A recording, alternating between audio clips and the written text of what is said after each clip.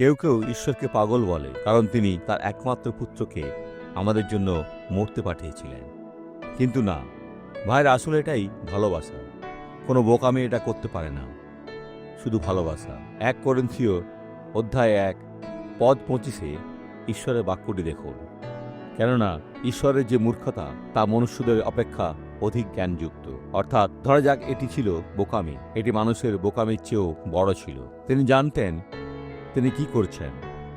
আর এই পথ বেছে নেওয়ার ক্ষেত্রে ঈশ্বরের দুর্বলতা হলো যে এটি ছিল একমাত্র পথ। ঈশ্বর জ্ঞানী, আমাদের উদ্ধার করার জন্য তার কোনো উপায় ছিল না। আমাদের নিজেদের মুক্তির একমাত্র উপায় ছিল যিশুকে আমাদের জন্য মৃত্যুবরণ করতে দেখা। তাই এবং ঈশ্বরের দুর্বলতা তা মনুষ্যদের অপেক্ষা অধিক সবল। পূর্ণ বিরতি। ঈশ্বরের দুর্বলতা থাকলে আমরা যে কোনো যুদ্ধে জিততে পারি। আর তার মূর্খতার সাথে যদি আপনি এটাকে এভাবেই রাখতে চান, আমরা তার উপাসনা করব। কারণ আমরা আজ এখানে এসেছি কেবল কালভারিতে যিশুর রক্তপাতের জন্য।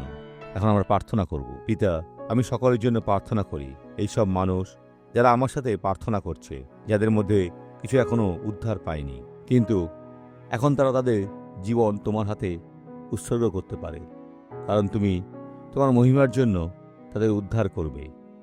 ঈশ্বরের একজন পরিচারক হিসাবে আমি এখন আপনার জীবন থেকে সমস্ত মন্দকে তিরস্কার করছি এবং শয়তানকে বলছি, তুমি হেরে গেছো, বেরিয়ে এসো যিশুর নামে। ঈশ্বর আপনার মঙ্গল করুন।